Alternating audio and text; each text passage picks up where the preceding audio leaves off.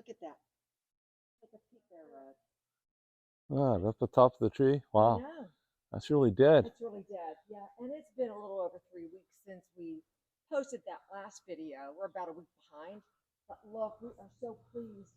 What I found when I cleaned this off, and look how nice and clean this looks. And Lisa just had a great week of all the sisters and her view from her dining room. Everyone said, "Oh my gosh, it's so pretty to have that shared view from our lovely neighbor Sharon."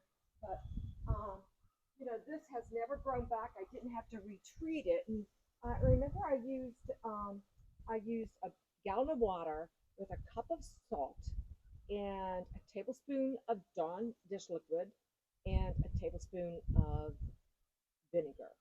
And I poured it on the ivy that was down here, killed it, and then I came in and cut all the limbs. But what I found, it was about 2 or 3 days after I cut the limbs, some of it was dying that was close to here, and since then I pulled it off. But then the largest part was still so green, and I thought there's something wrong here. When I went around the other side of the tree, I found this. Reggie, What was it? it was this hairy thing. I've got gloves on and a plastic bag. Look at this. That is the large branch of ivy, No. and I cut it there. I cut it here. It goes all the way. You can see it goes all the way up the tree, and you can see inside. And that was the main Oh, ivy darn. branch. Look at this, how hairy it is. I never knew that. I know, going clear up into the tree. And once I cut it, That's the start of another one there too, isn't it? well, I've cut it. Yeah, that was the start of another one, and it's been cut.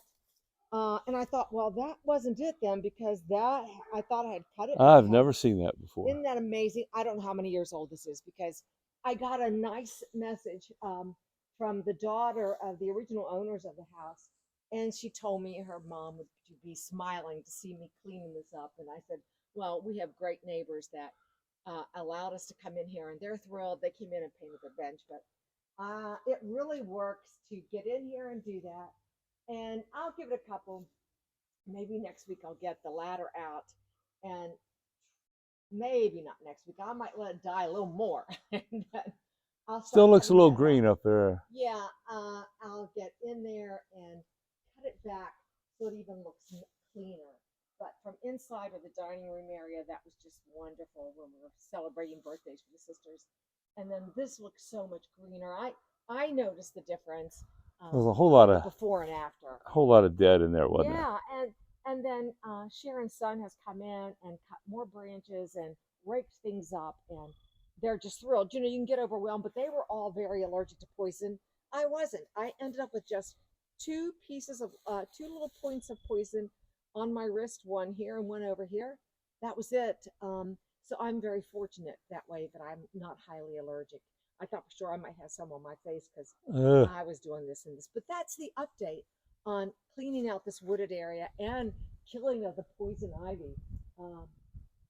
Thrilled with it. So thanks for watching. Gardening on the West Fork at Lisa's house across the street on the other side of the river.